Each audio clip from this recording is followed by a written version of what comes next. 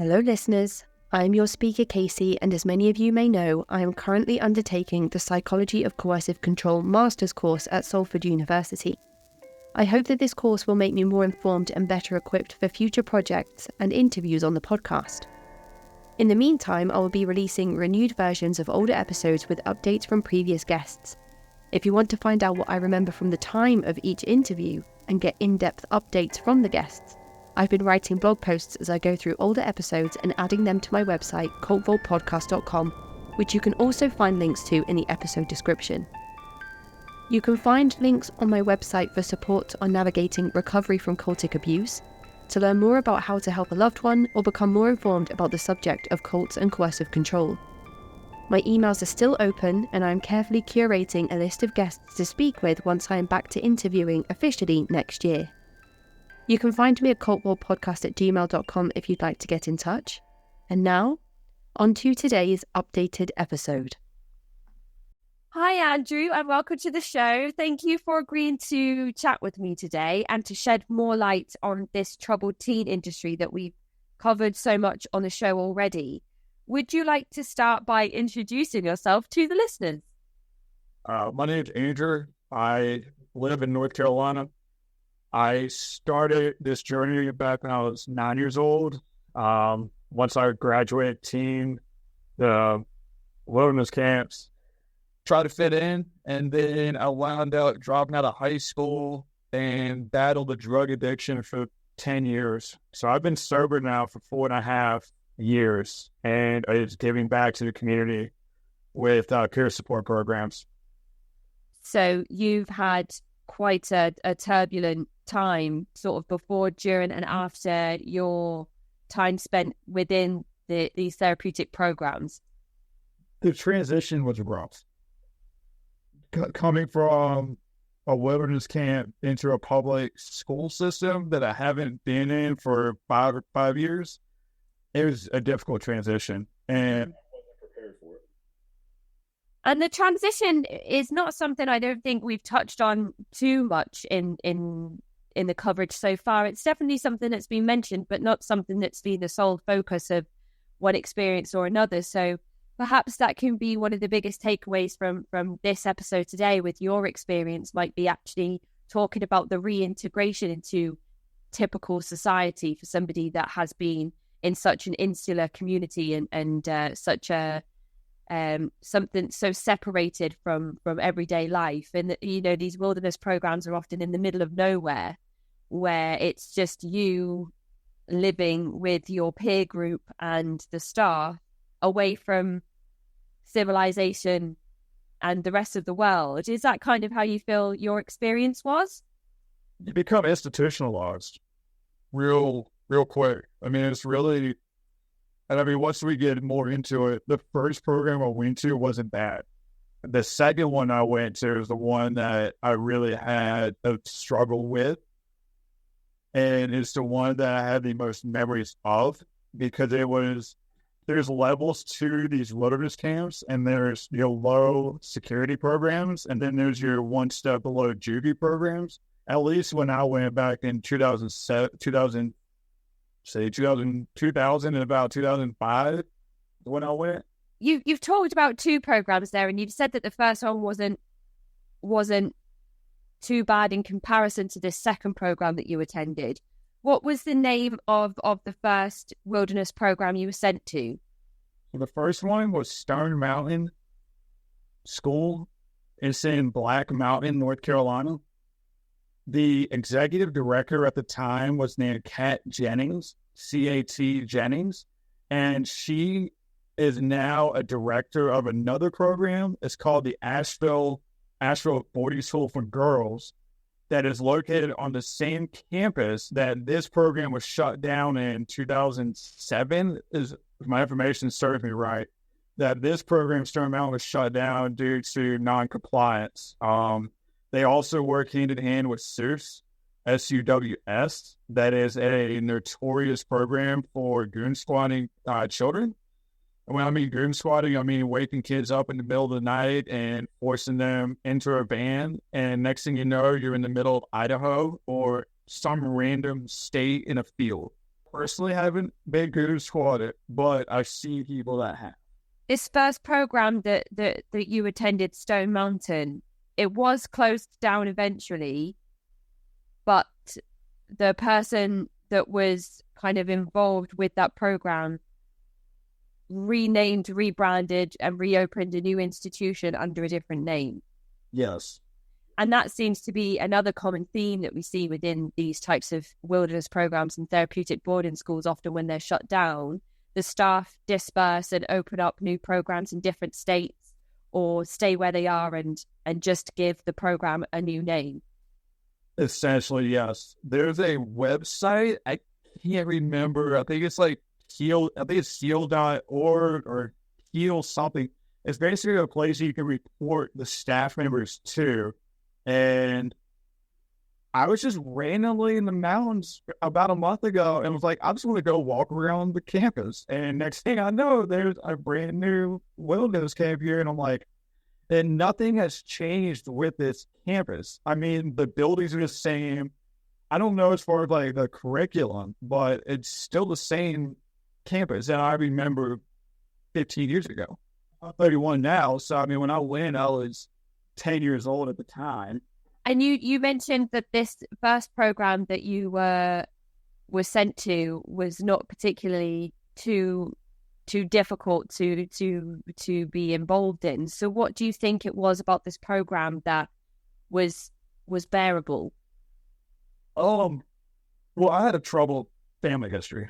So my family divorced in 96. So I was 6 years old. My grandmother died when I was 9. And I was in this like 3-year period of transitioning. So when I was 6 years old, when my family divorced, I went to go live with my aunt, my grandmother. And then when this happened, they said I had ADHD, so they put me on Ritalin. And I was taking Ritalin as a first grader. And then Ritalin moved into Adderall. And I kept getting in trouble at school, but it was just impulsiveness. And then when my grandmother died, it kind of flipped upside down. And when this happened, I remember my mom coming back in the picture and saying, hey, I want my son.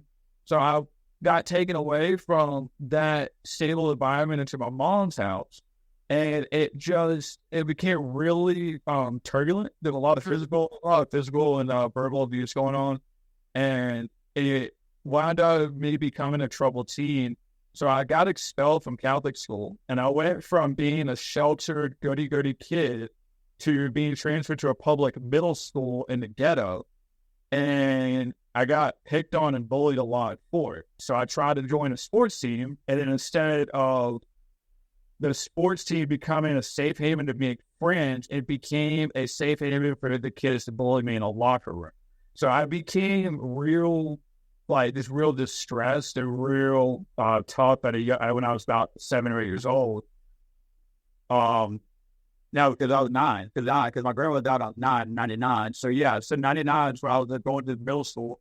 And in 2000, I wound up getting expelled from it because I wound up assaulting a police officer and the principal. And a lot of it had to do with the medication I was on, because during this time it was, we can't fix the kid, but medication can fix the kid. So we'll just keep sending the kid from medication to medication, and eventually something has to work. And in the 90s, this was considered a cookie cutter child. There was really no definition other than just passing them off the pills. And this has a really big impact on my drug addiction because when I wound up battling a 5-year addiction to methamphetamine, I contributed to the fact that I was prescribed Adderall and Ritalin at such a young age that I learned to like stimulants. So, and when I was 10 years old, my dad wound up picking me up after being expelled from school, and he took me to a Beyond Scared Straight program ran by the Lexington jail. And actually, this sheriff was involved in a huge scandal in North Carolina. And so he wound up dropping me off, signing my name over to the sheriff. And then the sheriff wound up taking me behind the scenes. So I was like in a holding cell, dressed out, like meeting maximum security inmates. And they put me inside of a holding cell on the maximum security floor.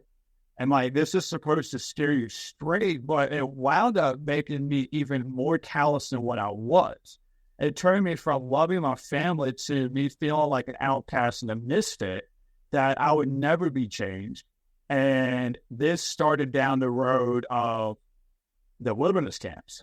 Because once I got out of the jail tour, my dad didn't believe that they put me in a solitary confinement room and shut the lights out on me for 5 to 10 minutes so that way I could hear the noise of the other inmates and like, this isn't where you want to be at.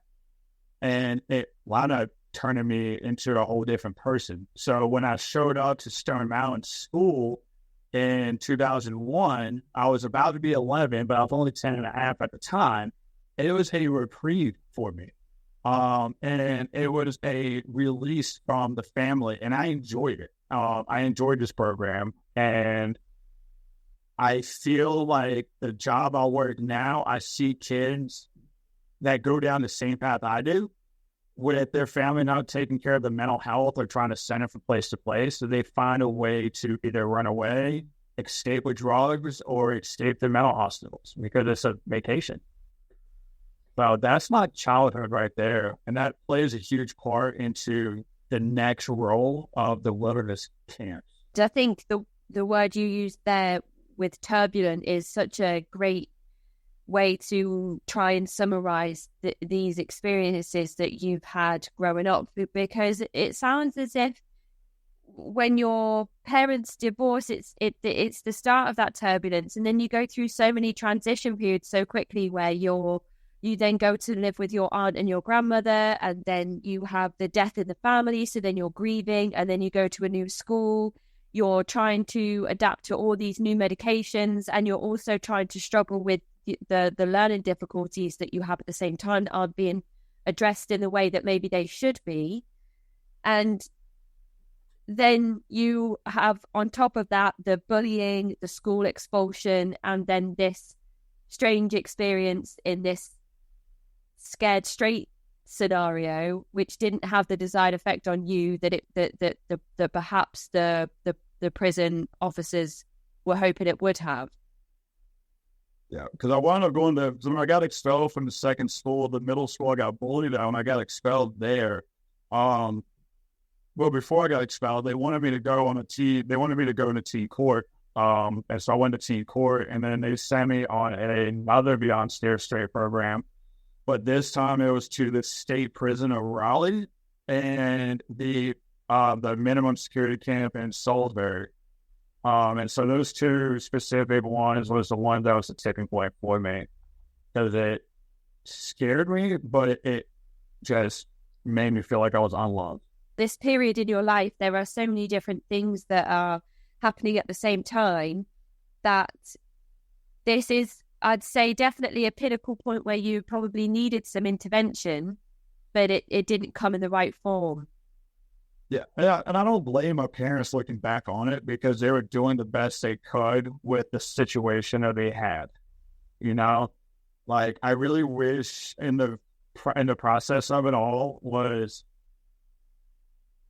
the accreditation from the wilderness camp. So when I went to Stone Mountain, it was pretty typical. I mean, I showed up, they went through my stuff, and they allowed us to go to school, and we went on hiking trips. I mean, some of my best memories were from this school, was for just the hiking and learning how to survive on your own and going to school. But I was away from my family. And so I don't really remember too much brainwashing per se, but I don't remember a lot of like trying to reintegrate people into the community. It was essentially, you have 4 levels in the program, and then once you complete the 4th level, then you can go on to graduate.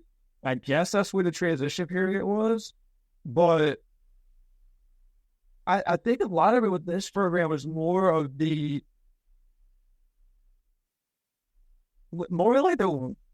oddities of it. I mean, I stayed in a campsite, and I mean, I remember having a bucket out back, and every night you had a bucket. It was a plastic 5-gallon bucket, and you had to pee in the bucket because they wouldn't allow you to go outside to the outhouse.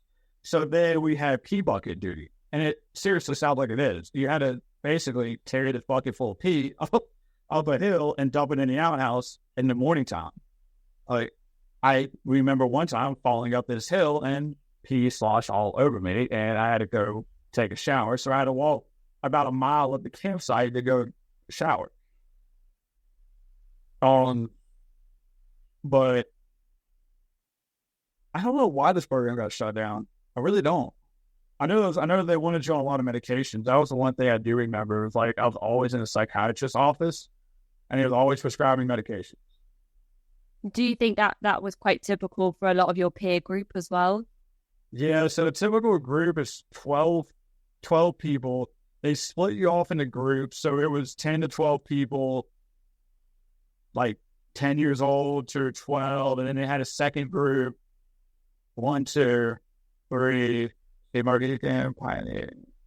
five groups in total from 10 to 17 years old. And what was the average length of this particular program at Stone Mountain? So typically it was they geared it as a 12-month program, but I stayed there for up to 18 months because the way the level system worked is you have orientation, and it's your basic, like, getting to know your peers and the names, and you have to have staff sign off. So every night we'd have a group huddle, and during these huddles, we go through our daily, our day. So, like, do we have a good day? Do we have a bad day? Like, what are our problems with your group members? And so we did that. And then level 1 was all about your privileges. So your tool privileges. You have to have tool privilege to be able to use an axe or like any sharp objects. If you don't have this privilege, then you can only use like a shovel or a rake or your hands. So everything was based off of privileges. So tool privilege, like swimming privileges. You couldn't go swimming if you don't have that. Your fire building privileges. You can't build a fire for your campsite if you don't have that privilege. So, and like, in order to earn these, you have to go through steps of demonstration. So, like tool privilege, you have to demonstrate you know how to use every single tool, sharpen and clean it. Swimming, you have to take a swimming test. Fire, you have to build a fire with a bow drill. No, that was another one. You had to build a fire from flint and steel and make that survive for 10 minutes. Then, like, level 2, I remember having, like, respect. You have to have every single staff member sign off on a respect sheet. So, essentially what it means is if you have a staff member, let's say John Doe, you have to go to John Doe and say, hey, Mr. John, can I talk to you one-on-one? What do I have to do to earn your respect? And they say, okay, you already have my respect, like you've been polite and respectful and everything I asked of you is good to go, so I'll sign off.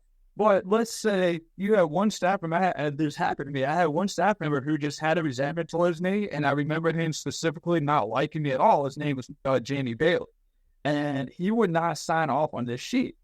And let's say he signs off on it, and let's say about a week goes by, and you disrespect him. Well, if he can choose to to scratch off his name on this sheet, so then you should go back a level.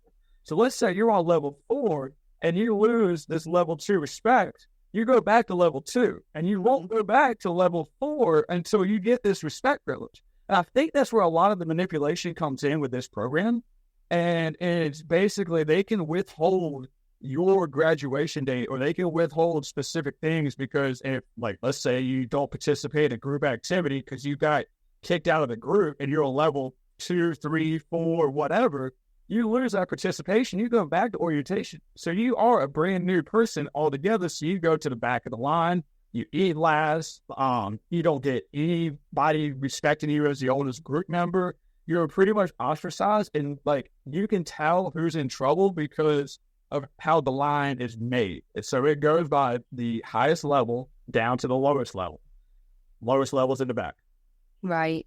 Okay. And I know it's a lot, but it's like the only way I can like explain that. Yeah, I think that's it's painted a very clear picture, and I think it has really helped to show us the hierarchy that's in place and the abuse of power that some of the staff will be using in terms of taking their name away from you if you do something that displeases them. That might not necessarily be something that warrants them taking their name off of the respect sheet altogether. that wasn't the only one in this program. Because honesty was another one that I remember. And essentially honesty is the same as that concept. It's just, are you dishonest? Are you trustworthy? But if you have honesty, then you can lead the group. So like, let's say the kitchen, you need, like, let's say it's the weekend. So on the weekend, you only eat at the campsites. You don't eat up front in the main kitchen. So let's say you need something from the cafeteria or whatever. You can have a group member say, hey, can I use my honesty? Can I go up and get X, Y, and Z? And they're like, yeah, that's cool. So you can literally just have whatever you want to do during that period. And I think a lot of that too, you know, people just got tired of it. You know, people got real sick of camping out because like level 2 is when your family can take you off campus. So you can go off campus with your family for the weekend, come back and everything. And that's where I stayed. I stayed on level 2 because I got up to level 3, I was almost level 4, and I got taken away. I got the honesty taken away, and then I had that resentment with the respect getting taken away. And I mean, and it's not just these specific ones that get taken away. These are just the hardest ones to earn back because the staff can literally just say no and come up with some excuse. But I mean, they can literally take away anything you want. I mean, a fire gets out of control, they take your fire privilege. I remember one time specifically, they had a punishment called field punishment. And you would literally go sit in a field, in a chair by yourself for days. I mean, you would sleep in this field. I remember one kid being out there for at least 14 days, just by himself, rain, sleet, snow, whatever. And you come back out of the field and you literally have nothing. You have to re-earn it every single level, so they reset your whole program.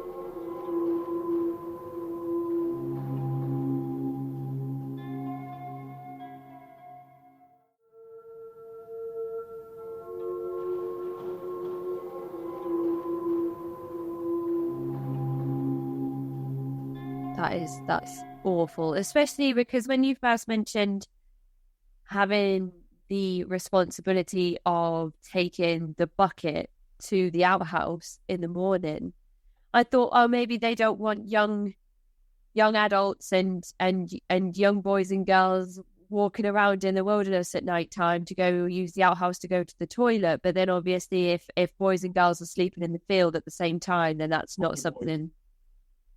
Only boys. I didn't realize it was just. It was only boys. Okay, and you're 11 at the time, so you're in this program, highly controlling program. How long do you spend there? I spent 18 months of this one.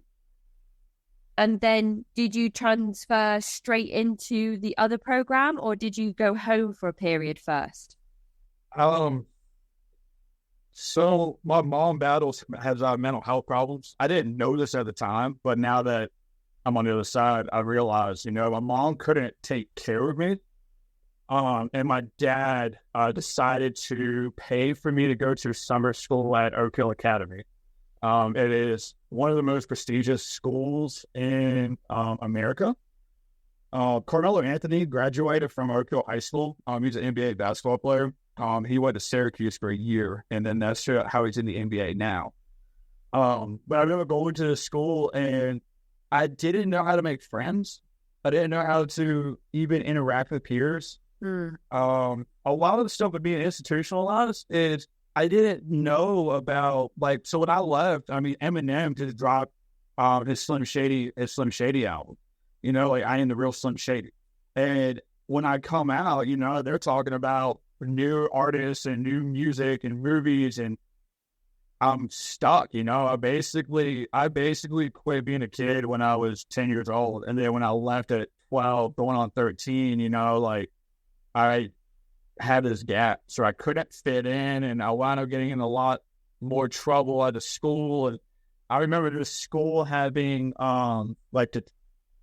there wasn't a wilderness camp, but I guess like it was their way of backwards Virginia.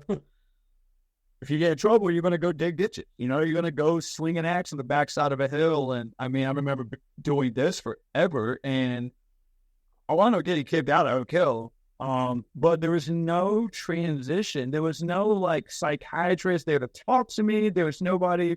Like, even when I left Stone Mountain, I get that I didn't graduate, But if they were to like be like, hey, like you're not going to be here anymore, like let's spend a week on how to reintegrate Andrew back into normal middle class society, even lower class society, and there was nothing. So I disintegrated, you know. And so I got kicked out of there, and then my dad, they didn't know what else to do with it. Because the no public school system wanted me back home, and we can just send him here. I don't know what else to do, so my hands are tied. I don't know. I mean, I don't know if they thought this one through at all. But next thing I know, I'm showing up at this school and 13 and a half, maybe 14. I remember a big burly guy with a mustache named Mr. Lynch, like 6'5", 240 pounds, pulled me into a side room and he's like, told me to strip. And I was like, what? He's like, don't make me tell you again, boy. Like, strip down, hand me your clothes, and bend over and go. And that defining moment made me lose my whole childhood. Like, that one moment of having to bend over and call for a grown man at 13 years old changed my whole outlook on life. And that was a procedure that was quite common amongst new people going to attend Teen Challenge. Yep. And I didn't know until I was there. But this was one step below juvenile hall. So there were kids coming off of a van and shackled, like handcuffs and shackles at the waist, that were court ordered to be there. And if they didn't complete this program, then they would go to prison for, I don't know, whatever the sentences are. I mean, I remember one kid, his name was Jamal, and he was huge for 14 years old, you know? And he wound up getting a huge fight and got kicked out. But, I mean, it was just that I became a sheltered little kid to learning how to stand up and fight for myself. And that defining moment.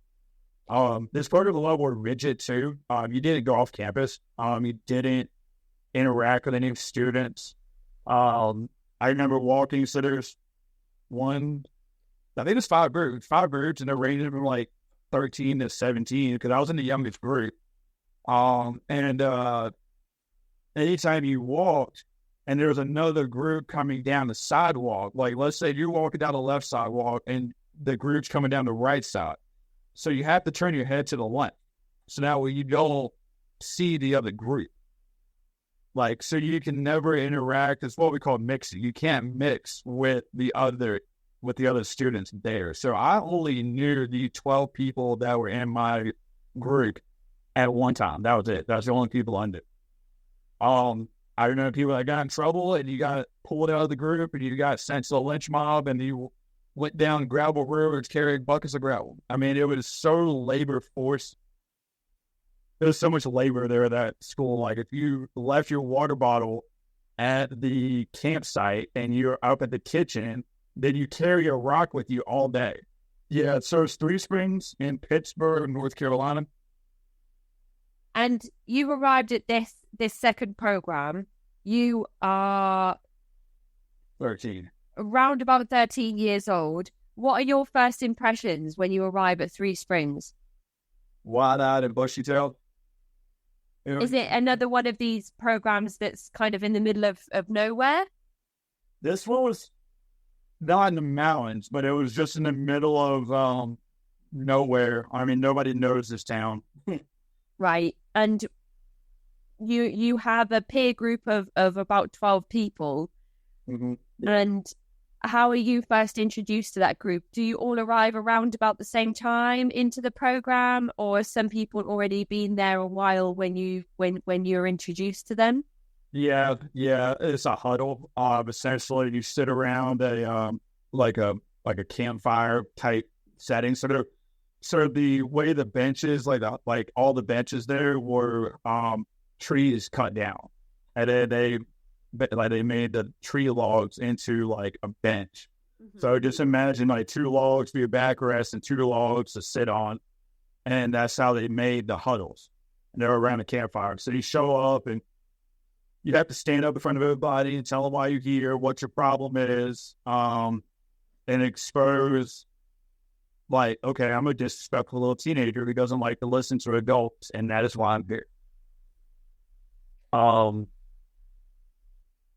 And some of them have been there for, generally it's a year-long program. I mean, I may have known somebody that was there for like 16 months, but yeah, because he had a vet. Because I just talked to a guy about this the other day. There's a guy named Little Nate, and Little Nate had legitimate mental health problems. And this kid broke my heart because he was just really impulsive, and he got ostracized real early, and he always carrying buckets of gravel and doing manual labor. I mean, the way our trails are made, they're like rocks, so the rock paths, and you have to have the rocks stacked up on top of each other. So you have to have one rock on top of each other and make it a trail. And imagine like every tree has a circle of rocks, and every path has rocks, and everywhere you walk, there's literally rocks. So they would make him pick up every single rock one by one in a wheelbarrow and put it in a pile somewhere else down like an emergency road or somewhere, and then make him carry the rocks one by one. So you have to go to the wheelbarrow, pick up one rock, and carry it back over and remake the trails. So rock by rock, he would rebuild every single trail and every single tree around Three Springs. And they told him that is how his mother feels trying to pick up his pieces and can't get anything right. And he was there before I was there. And then, so they go by medical record numbers, and mine was 1031. The guy I was talking to was 1052. And he said when he left, Little Nate was still there. Like, I don't even know how long this kid was there for, but he legitimately needed mental health problems, but he was just stuck here in the middle of nowhere. Like, well, not necessarily receiving any of the type of support that he needed to start some type of recovery journey or improving on his well-being. It sounds like the type of place that when you arrive and you see all of these stone paths and walls that have been built, they might not cross your mind what they represent. And then as you kind of become more familiar with the program and realize that all of these have been built by previous residents of the program, and the whole place is sort of surrounded by all these paths and walls that have been built by people, it must be quite a sight really to then realize that, oh, this is now what I'll be contributing towards. I mean, like that too, but when I look back on it, because I actually went back by this place, and it's really weird about how this specific program was shut down, because I've tried investigating this, and I pulled back tax records, and I can't find any dissolvement of this program. I don't know, like, I think they wound up getting sued, and then in the process, it's now just barren, and the church was supposed to buy it, but the church never bought it, and it's just 40 acres of land in the middle of nowhere, and it's listed at $1.3 million, but there's no newspaper articles, there's no, like, information on the staff that went there. I mean, like, there's still medical records that are in the office still, that is just unclaimed. It's really eerie. When I look back on it, and how barren this landscape was, I almost just feel horrible for the kids that went through and still do go through these type of programs. I know there's still programs like this out there.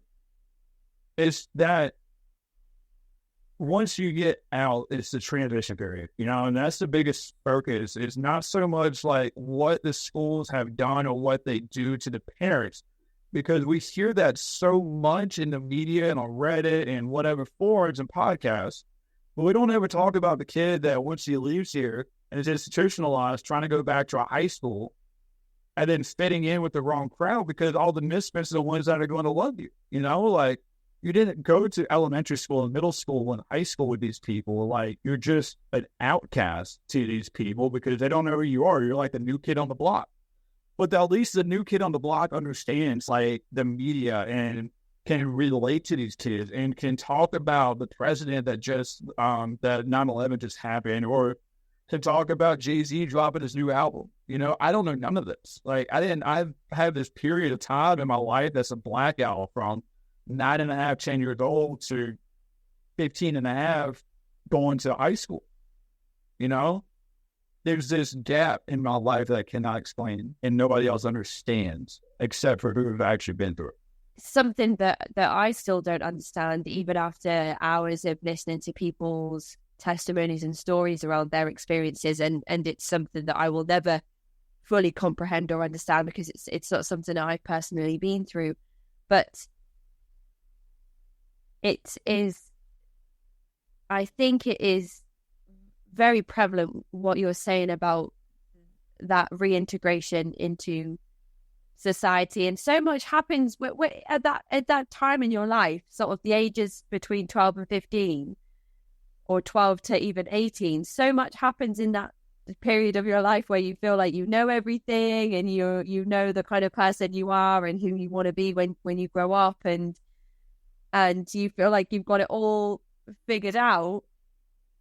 But really, we don't know anything at that time, and it's a period in our lives when we should be nurtured and taken care of, and have good examples set for us, and be supported in learning who we are and finding out who we are. And these programs just don't facilitate that in any way whatsoever. And so you've come out of your experience of your kind of 4 to 5 years involved in these programs with absolutely no idea how to communicate with somebody who hasn't been through one of these wilderness programs themselves. I imagine, especially with the programs where you're expected to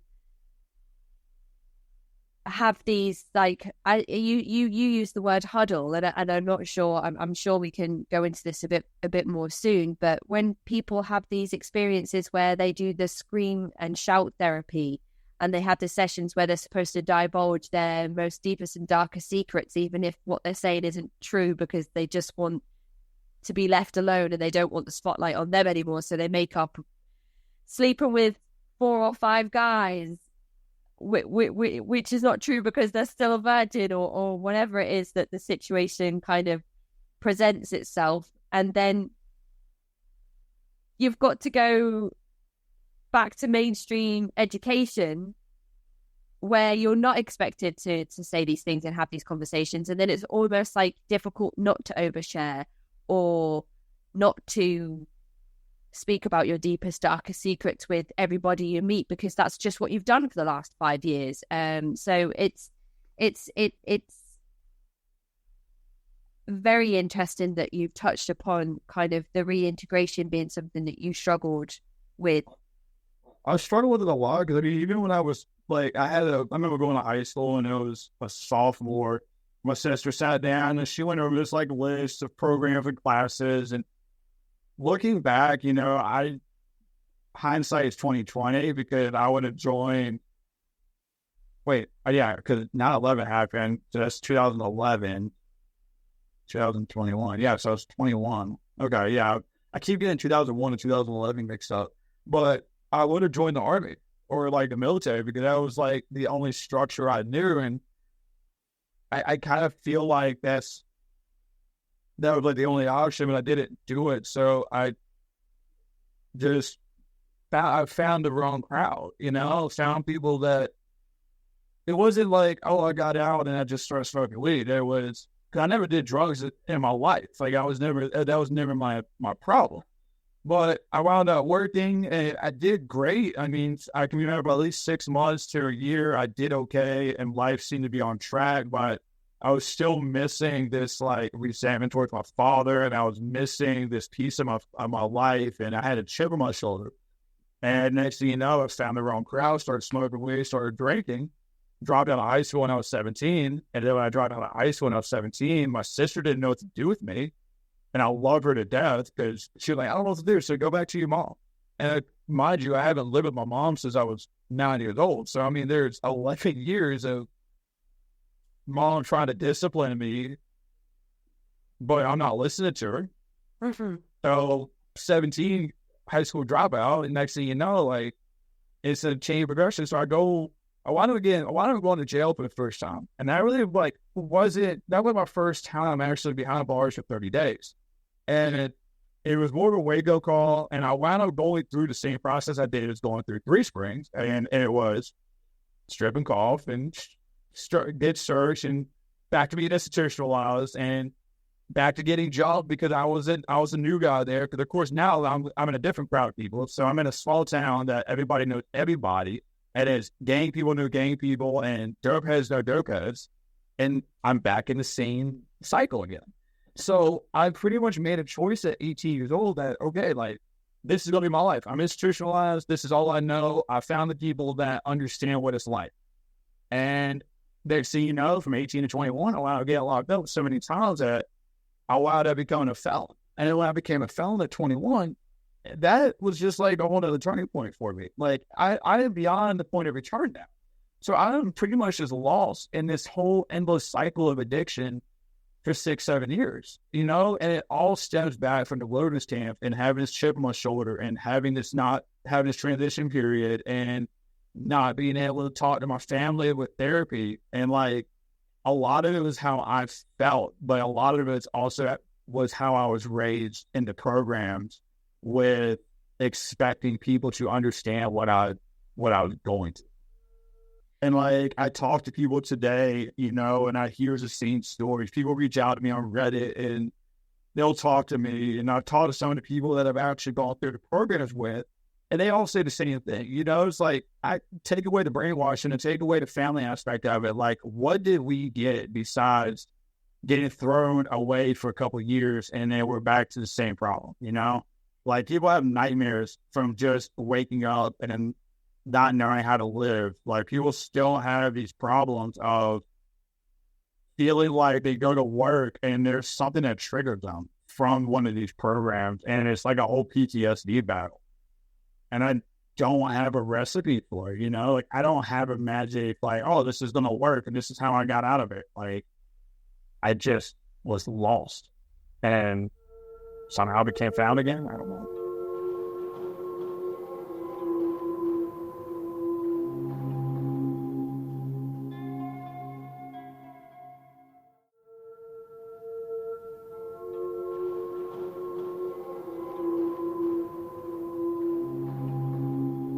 When you go to attend Three Springs, is it your parents that take you there? They drop you off and they leave you there? Yeah. It was. Yeah, they dropped me off with my stuff, and then they signed some papers that I remember. And I remember as soon as they signed that piece of paper, they said you are no longer needed. You can leave. And as soon as they left, that's when I went into the room and had to strip and cough.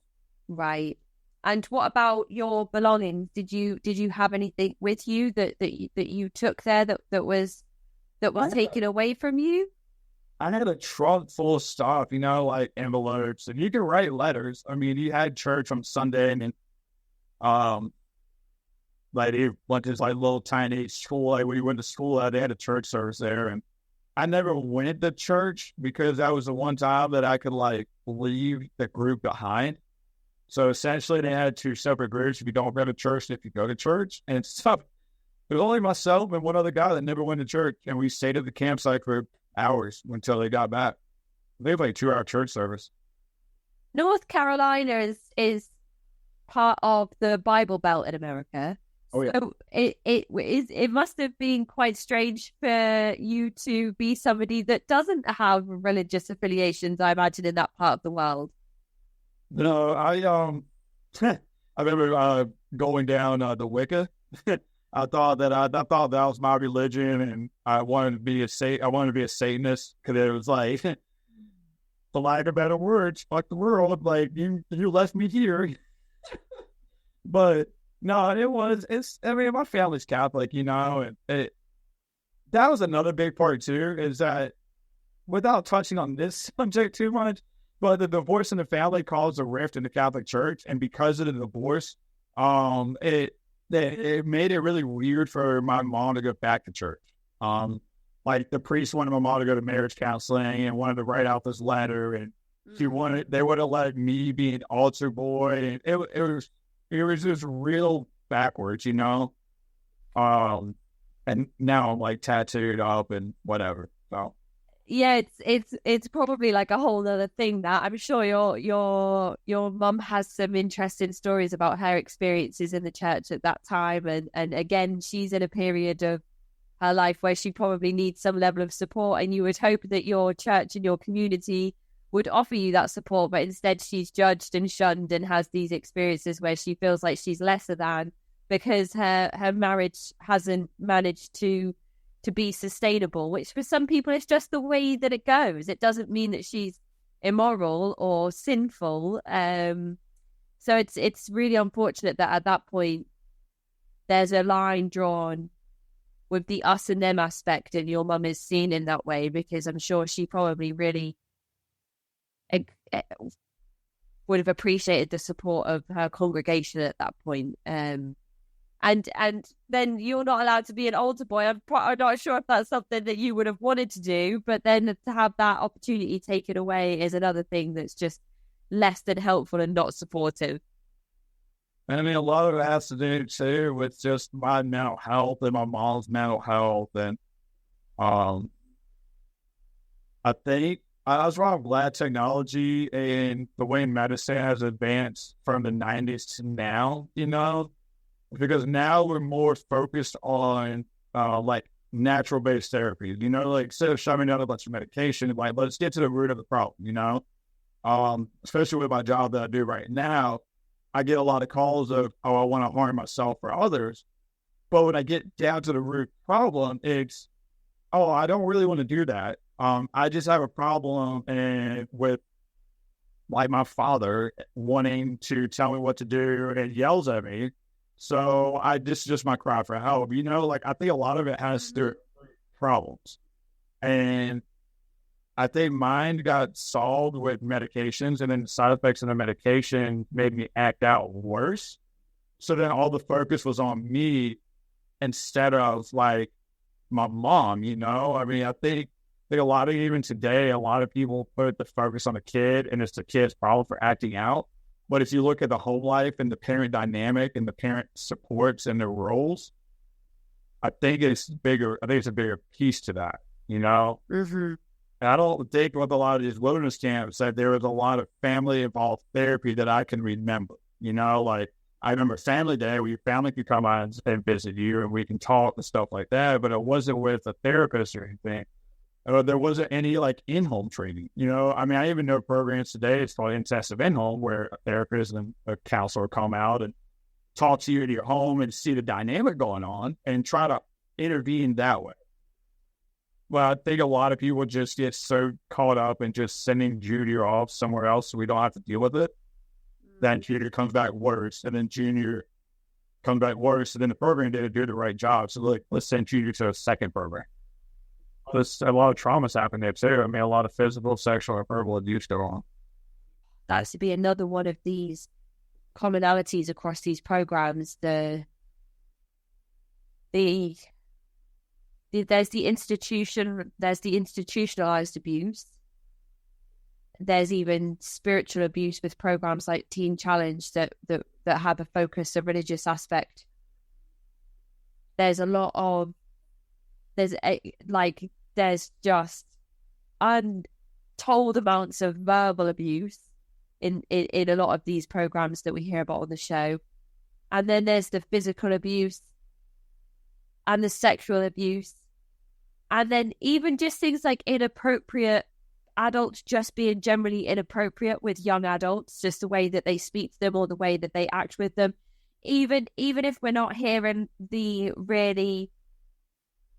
really nefarious, extreme ends of abuse that are absolutely still happening today, there's always these conversations about adults just generally being inappropriate. A lot of it is entry level, low end jobs. Like I was even looking into this as well. So if you go on Indeed.com, Indeed is a normal job search, right? So I'm just going to search my state, North Carolina, and I'll type in Eckerd, Eckerd, Eckerd Connects. So it'll pull up an automatic, like, youth counselor teacher in Fayetteville, North Carolina. So it's a 4 to 6 month program for 36 adjudicated male youth. So adjudicated basically is you're in the juvenile justice system. So either A, complete this program, or B, you go back to prison. And so that is pretty much what ACRES are. There's a bunch of these, but so okay. So what kind of qualifications or experience do we need to apply for that particular job position? So for $13 to $15 an hour, 2 years of college in a social or human service field, or a high school diploma, or equivalent with a minimum of 2 years prior experience working with youth required. So you could essentially, I don't know, like my job would qualify. I mean, I work with youth. I've got 2 years experience. I have a high school diploma. Let me go apply for here and go work out in the wilderness with kids. So then you show up and then you realize that, oh, this isn't like your normal, like, oh, I'm working with foster care kids or people that want help. This is legitimate, like, baby kids that have serious criminal issues going on. So now I have to manage these kids, and they're probably gang affiliated. They probably got substance use backgrounds. Their family dynamic is jails, institutions in the ghetto, like it's all a generational thing. So then that's when staff show up, and then they're like, I'm not doing this. Like, I'm not taking care of people like this, and it's not like your normal stuff, and even like your licensed clinical specialist, which is your master's degree, it's an LCSW, at $45,000 to $55,000 a year working with this. Why would you go in working with a program like this when you could go work somewhere else with half the stress, working as a social worker for $55,000 a year at a normal DSS job, like not out of the wilderness taking care of criminals, for lack of a better word. On the same kind of subject line as that, though, do you feel like this could potentially be something that adults who are looking for those positions of power or positions where they can be manipulators, do you think that they might look at that and say, oh, it's kind of out in the wilderness, out in the middle of nowhere? I feel like so many of the staff that are mentioned across these programs seem to just be the type of people that really do. Well, they kind of abuse the positions that they're in, and then because there's no oversight in these wilderness programs and therapeutic boarding schools that are so separated from everyday society, there's no oversight or accountability. There's nobody making sure that these staff members are acting in a legal capacity. I don't think in the beginning that's what it is. I think it's a culture. I think when you start out with these kind of programs, you go in and have an idea of what the program is, and you're like, you know what? I want to help people. I want to change. I want to be the change that's in the world. I want to help these kids get better. So you go in green, fresh, brand new ideas, and then you get the staff members that have been there for a while, and they're like, no, this isn't how we run places. This isn't how we run things.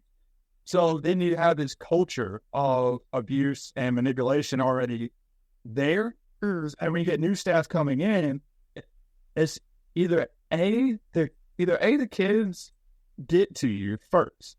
Because what I mean by that is kind of like being locked up. You see a new corrections officer coming in, and you're like, I want to push the boundary. Like, is he going to make me lock up when he tells me to lock up, or can I just stay out in the day room and hang out? Like, is she really going to make me get out of this shower? Because they time to shower here in this camp. So I think it's like 5-minute showers. And it's just, so 5 minutes is up, y'all, like, let's go. Is she really going to make me go? Well, I'm just going to stay. You know what? No, I'm not going to today. Like, I'm going to take a 7-minute shower. And then you kind of like push their staff members into doing like, okay, I'm going to make you leave because I don't like you.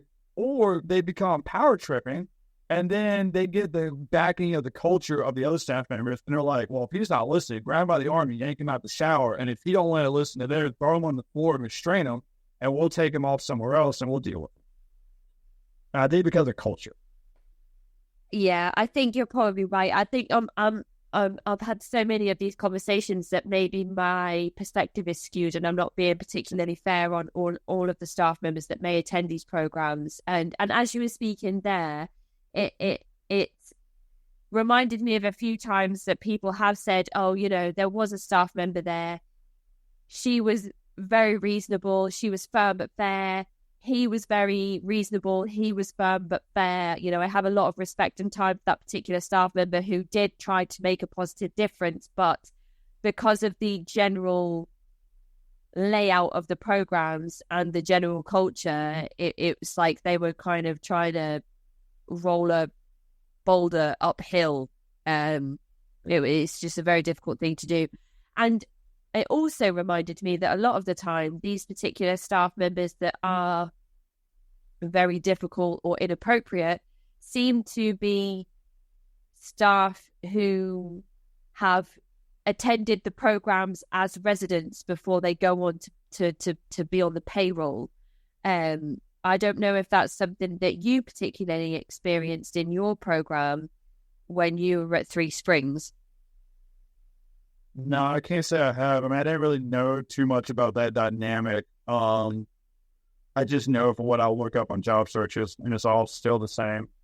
Because at one point in time, I did think about like, oh, it'd be cool to go back and help out somebody else, but yeah, and to maybe make the experience easier for some of the residents, or correct and actually have the desired effect on the participants, as opposed to leaving like you did with such a level of trauma and anger.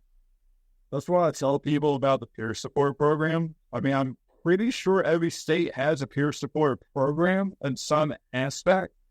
But essentially it's an entry-level certification that the qualification is 1 year sobriety or 1 year of like mental health change. So if you've been seeing a therapist for a year straight, you can document it, but it's a certification program and it allows you to go into a wide range of jobs. I work with housing and helping people with low income understand how to pay bills, and you come across people in all walks of life with sobriety, and you'll find somebody with that certification because like you'll find your niche. Because it's not just certification just for like social working. It could be an advocate at a hospital, like a guy over nurses, and you're trying to help them find another program to go to, and you're just an advocate, and it's a way to get back to the community without actually getting involved with like your past life and your past traumas. Yeah. But in some way, I think that's such a great line of work to be in. And it kind of does reflect on your experience in some way, because I guess that when you left these programs, you wouldn't have known how to do things like pay bills, get on the bus, make telephone calls, these kind of everyday. Just a mental, there's somebody who's showing. Yeah, these everyday things that a lot of us take for granted, how to set up a new direct debit, how to go to the bank and deposit a check. Like, a lot of people might not know how to do these everyday things. So when you say that you work with people from lower income families, helping them with those types of everyday activities, maybe that is you kind of doing that for people without realizing. And I think that that's really a fantastic line of work to be in, because you are, as you said, you are giving back to people. So that's pretty much all I have. I was just trying to provide a fresh start. You mentioned in some of your writing to me originally about the sleeping arrangements in the showers of Three Springs being kind of less than desirable for a place that you're sleeping and staying in full time. Yeah, the showers were so the building was just a laundry room building. The showers were basically just stalls. I could see the heads of people, but I couldn't see their body. And I remember I still have PTSD from this, but the shower mats are like what you see in a restaurant, the thick black mats with the holes in them. And after they get wet and slimy and it gets like really gross and people don't want to touch them. And that's the same type of mats that are in stalls. I don't ever remember like physically, because they're all concrete. So I don't ever remember scrubbing these walls down or like deep cleaning or anything. I just remember these shower mats and said it was 15 minutes in the shower house. It was 5 minutes shower, 5 minutes get ready, 5 minutes get dressed, and all your toiletries were locked up. So you had to have the oldest brother or whoever was on. So it's what we call med box. So it's a guy who carried the medicine box, and he also had the key for the shower room, and he controlled the line. So when I mean control the line, he made sure everybody was single file, feet together, hands by your side, not talking. Is this a staff member or this is a peer? This is right? a peer. Yeah, so it's a peer of my group. And he controlled everything. And so you had to ask him to lock your stuff up and get it out. And so if you go over your shower time, too bad you're getting out with soapy water, like the timer's cut off. Like you literally have a 5-minute timer. And then let's say you don't have your shower shoes. Well, that's too bad. Guess what? You have to take a shower without shower shoes. You just stand on this mat and take a shower. I mean, it was the grossest thing that I could remember. And then the other one was the sleeping arrangements. Sleeping arrangements was just this tiny, like, sardine can cabin bunk beds. So there was like 8 bunk beds that I can remember. And then staff had their own like little like cot would behind a locked door. So staff actually slept there with you, but they could leave and go if you wanted. And while the staff member was sleeping, there was somebody that was on, like they paid somebody just to sit by the door and just sit there all night, making sure nobody ran away. And it was heated by a fireplace. Did you ever have any runaways in your program? Oh yeah, it always happened. But the way these programs work is that they're laid out to where the road into the program is about 1.5 miles long. And then once you get to the end of that road on the main highway to the closest store is still another 2.5 miles to go. So I mean, even if you did run away, like what store are you going to go to? It's not like there's a McDonald's or a Walmart close by. You can go get a phone and call mommy and daddy. Like you're out in the middle country field BFE. Like, so you pretty much just learn not to run away. Because then if you run away, you're going to be in a world of trouble. So now you're not even a part of the campsite. They don't consider you part of the program at this point. You're just on the lynch mob, and you're just living on a campsite away from the campsite. So all your food is brought to you in a wheelbarrow and dropped off at the campsite, and it's all just like prepackaged like meals that are like MREs, and that was it. And you just work off camp. Like you don't participate in the program, you don't go to school, you don't talk to your family. You're literally by yourself in a home campsite.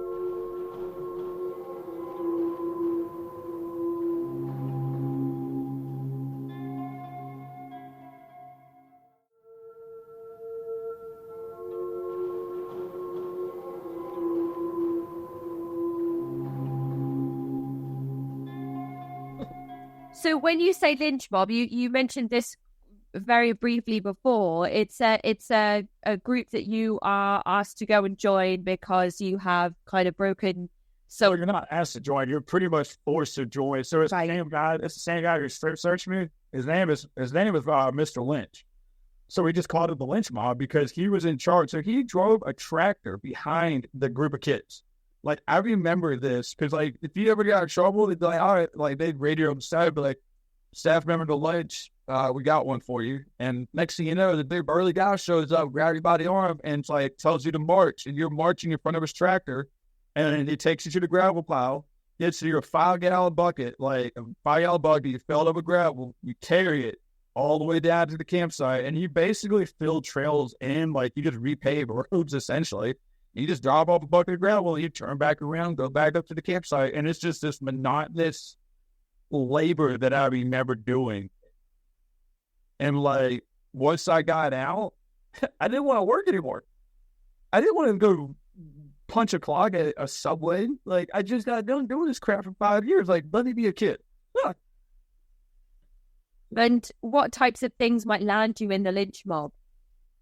Generally speaking, running away, any assault towards staff or students, anything that's verbally aggressive that they just feel like you need to go, just go on the lynch mob.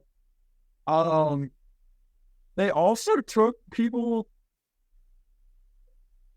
I'm trying to think, because I supervised one of these a couple times, and it was essentially just like a reprieve. Like they wanted another student with them that they knew, because like maybe they thought I could calm them down. And so I have a really vague memory about the reason why. Or maybe it was just a reprieve, like, hey, you've been doing so well, like you can just come hang out. I don't know. I really don't know. But I remember a couple times just hanging out down there for no apparent reason. And it may have been because there was only one person on the lynch mob, little Nate, the little guy I was telling you about. He was the main person on this mob. And I guess they wanted somebody to supervise. I couldn't tell you. But also even maybe the punishments worked. The way the punishments worked was if one person did it, the whole group stops. So little Nate having a problem at 9 o'clock at night before we're going to bed and trying to go to sleep. Well, it's not just his problem, it's the group problem. So like, let's have a group huddle and figure it out. Bedtime should be at 9, but if we have to go to 12, then that's fine. I remember being woken up one time and being told that, hey, we found out somebody stealing stuff, like, let's go figure this out because somebody stole from the kitchen. So the next thing I know, we're running rocks up and down trails at like 4 in the morning. Like I remember specifically like 12 in the morning to 6 in the morning doing bucket duty because somebody got in trouble for some dumb reason. I don't know what it was, but they decided that we're not going to sleep tonight until somebody comes clean. And it was like something dumb, like somebody stole bread from the kitchen, or I don't know, because we had to deep clean the cafeterias like once a month. Every group is assigned to it. And I remember my group being assigned to it and somebody going in the pantry and just eating a bunch of food and just dumb stuff like that goes on. Do you feel like then you're kind of all watching each other, like that self-policing thing is then almost implemented because you're... It turns people against each other because then you get people that are like always in trouble. So then we're getting pissed because this person is always in trouble. Like it's always something with this person. And so you basically, instead of it being a group thing, it becomes like a 1v1 thing, you know? I mean, and stuff does go behind closed doors. I mean, I remember in the middle of the ski building a latrine, like a 20-foot hole. I had to do it both programs. I had to redo the outhouses, and we had to dig like a 20-foot hole. And it's kind of like the movies, like the book Holes, like quite literally digging a hole. And staff's not looking around, and next thing you know, like hazing happened. You know, like I'm tired of getting in trouble for you. So yeah, so we do body shots. Like, don't want anything on the face because staff would know. But we don't want to cause any bruises or break bones. So we just do body shots and like get through to them, you know? And then I didn't realize at this particular program, because there was a bunch of juveniles that were supposed to be in like juvenile hall, that this is the hazing that happened when you were in jail. But then the same thing happened to me when I was in jail 18 years old, 17, 18 years old. And the same thing happened to me. And it like reopened the whole trauma that never healed from. So then it was like, okay, like this is my life again. You know, and I think a lot of kids wind up going down this dark road. You know, like I don't hear the recovery stories of, hey, I'm sober, hey, I'm alive, I'm doing great, you know, like I'm a survivor. Still hear people that are stuck in this trauma, stuck in this PTSD, and there's nobody there that understands what they're going through. You know, it's this unknown thing, you know. It's crazy. And do you have an idea of how much this program cost your parents when you were involved in Three Springs? I couldn't tell you. I mean, there could have been $3,000 a month. I mean, I'm not 100%. Is it another program where it's very common for somebody to be held back so that they end up being charged more for their stay? I could see that being Stone Mountain with the level program. I can see it with this program too, because this program did have levels. I mean, you had to go through 5 levels to graduate. You know, you had to go through 4. Then the 5th one was like the 2-week transition phase. So yeah, I mean, I could definitely see that, you know, because every week you had a progress report, and if your progress report isn't good, or you're not making the correct progressions in therapy, or being disruptive in school or something, you know, like they could just be like, you know what, I don't feel like you deserve level 2. Like, you can just stay where you are. Your medication, you said that you were quite vastly medicated in your younger years. Were you still on the same level of medication when you attended the Three Springs program from 15 onwards? I don't remember taking medication at Three Springs. I never took medication afterwards either. I think my sister took me to like a therapist, and it didn't really work out. I wasn't engaged with it. And then I started self-medicating. And you mentioned briefly before then about graduation. So is the graduation ceremony something that you remember about your experience with Three Springs? I remember it. I remember a kid. So they separated a circle by group levels, and then the kid walked around each level and with a rock, and he painted the rock as a memory of this time there, and then he left to go back to high school. His name was Nate Ross was his name. He went by Big Nate, because we had 2 Nates, and so Big Nate was like the oldest brother, and then Little Nate was a troublemaker. And I remember Big Nate graduating, but I don't know if he ever I don't think he bought into like what they were selling. I think he was smart enough and old enough to understand, like, if I just do what they want and tell them what they want, then they'll leave me alone. Because he was real gothic. And he listened to a lot of 9 Inch Nails, and I swear he smoked a bunch of weed, and he probably still does. But like, I mean, that's like one memory I have of that kid. You know, he just did what they said, didn't make waves, didn't ask questions, just went along with it. You know. And they graduated and went back home. Whole life, yeah. I think he might have just been like skipping school and hanging out with the goth kids, smoking weed, and that's how he ended up there. I don't ever remember him like transitioning to another program. Like, I don't remember him being like I remember that being his only program he ever went to. I think it was in the previous episode where I spoke to somebody from the Elan school, where she mentioned that sometimes the people that attended the Elan school were kids that might not be achieving as much in school that parents might like them to, and parents simply just had the money to send them to these programs. So that's why they were there. So, you know, maybe not as in such a precarious situation as somebody like yourself, who's got a lot going on at once, and nobody really around that has any idea how to help you cope, or how to cope themselves with trying to help you through these things. And when you finally left the program, how long had you been there altogether?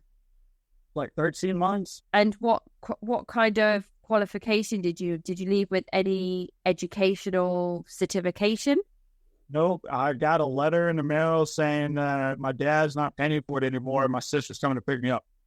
I hadn't seen my sister since I was 9, so probably like 6 years. I mean, I've seen her, but like I haven't actually like lived with her. I just remember 2 weeks, and she came by and picked up all the stuff, and next thing you know, I'm in Wilmington at the beach, and 6 months go by, try to fit in, and wind up falling with the wrong crowd and self-medicated with drinking and smoking weed. And, you know, I think it goes back to my medication too, because I mean, eventually I went back when I was 22, I got hooked on methamphetamine. And so I think a lot of it had to do with ADHD riddle. I mean, I see it as a common trend in my career. Is that a lot of kids that are addicted to stimulants as a youngin, wind up either A, still doing Adderall as an adult, or B, they graduate in art stuff. There's no in between. So it's almost like a gateway medication to harder substances. Yeah. Oh yeah. I mean, because if you look at the classification for Adderall, it's considered an amphetamine. Do you feel like there was another intervention that could have worked for you at that period of time that wasn't medically driven? I mean, I think they tried everything. I think with my situation, it was just, there's too much going on. So they figured this would calm me down, you know, like, because I mean, they tried therapy and they tried medication management, and I think at a given time medication works, but I also think giving Adderall to a 6-year-old, there's got to be something different. So you spend 13 months in the Three Springs program. You leave with your sister. You have this really difficult reintegration into typical life and school and education. You end up falling in with a crowd that leaves you open to experiences of harder substances and drugs. And as you progress through this transitional period, you do become addicted to drugs and involved in criminal activity, which lands you spending time like within the justice system, not just being scared straight in the justice system, but actually being incarcerated. Yeah. And how do you go from that position there? And I know that you're on call, so I don't want to keep you too long, but how do you go from that particularly difficult period in your life to where you are now? Because as you said, you're 4.5 years sober. You're in a job now that gives back to society. So how have you gone from being in that cycle of drugs, crime, and imprisonment to in the job that you're in now? So I mean, 21 to 27, it was just, I was trying to find a father figure. I never had a father. That was my own choice. My father did try to make a relationship with me, but I was already jaded and callous. So I didn't want anything to do with them. So I was basically searching for a father figure, and I kept finding it in wrong places. I mean, tired. I got tired of being high. I got tired of living this life. My family kicked me out. They gave me an ultimatum of treatment or don't call us. Mm-hmm. I remember Christmas time, living on my own, house to couch. I burned every single bridge, quite literally. And I just called my aunt. I was like, hey, I'm done. Like, I need help. And so she told me to go to detox, and showed up at detox, 114 pounds soaking wet. And I went to a program in the middle of Georgia, out in bumfuck nowhere in the middle of a field. And it was one of those church Kool-Aid camps, for a year. And they gave me the foundation I needed. Like, it wasn't a manipulative program. I mean, it was just pretty straightforward, and it allowed me 10 months to air out my feelings, to air out my problems, and focus on myself and focus on my family. And it gave me that foundation. So I left there and went to a halfway house, and that's where I found the peer support program and got in with doing social work and stayed sober. I mean, I literally just, I don't do anything. I don't smoke. I don't drink. I'm done. I don't have any desire to want to go back. It's just, you just get so sick and tired of being sick and tired that there's got to be a different way. It's great that you were still able to reach out to your aunt and tell her, that the life that you were in at that moment was not working for you, and she still held out those lines of communication so that you could still phone her in that hour and say, like, look, I need some help, because there are a lot of times we hear these stories where people have burnt those bridges, and the family that they have would not have reciprocated any type of communication from them. So I think it's great that your aunt was still receiving of your olive branch when you did phone her up and say, like, let's try something different. So and then you went on to another program. So this is the third program you're involved in, but you've said that the first one, it did have coercive tactics, but it wasn't as bad as the second program. The second program was hideous, awful. has left you with some significant trauma. And then the third program, a few years later, actually did work for you and gave you the tools and time that you needed to actually get yourself on your feet. Yeah, because I wanted it. When you actually want to get sober and you want to try a different life, you'll do just about anything. I mean, I can spend the same amount of energy going to the dope man, or I can spend the same amount of energy trying to make a better life for myself. But even that being said, there must be some people that go into these troubled teen programs and want to do better or want to get home and be with their family and are still subjected to these awful things like cavity searches at such a young age. That is just something that should never happen to such a young person. And the family doesn't believe them because that's what the school tells the family, oh, no, that didn't happen. I don't know what he's talking about. You must be talking something different. And he must be manipulating you into thinking or feeling things that aren't true, which is just absolutely not right. And it some of the things that we come across in this podcast, and then people who were struggling with things like drinking and drugs before they were enrolled into these programs and taken in the middle of the night by the goon squad, like you spoke about at the start of the episode, then still go on after these programs to have a life full of alcohol and drugs on a dangerous level, which speaks to the efficacy of these programs. They're not doing what they're supposed to do for the price that they cost and the promise that they make to families, and actually probably escalate in some cases the drug use for people. You're nodding your head there, so I don't know if that's something that you can speak to. No, I'm just agreeing. I'm agreeing with what you're saying. I'm trying to I had a text message come in, so I'm trying to take care of work at the same time. That's. I've just got one more question before I let you go. Today, I think you've given us some really fantastic insight. As we mentioned before, especially about the transition into the reintegration into society after these programs, which is not something that is supported in any way.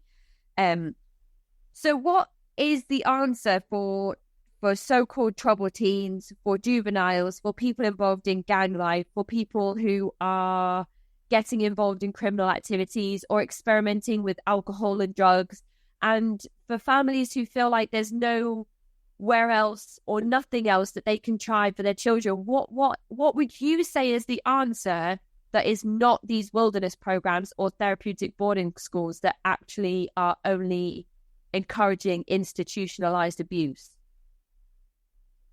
I mean, social workers are overstaffed, with a lot of these cases.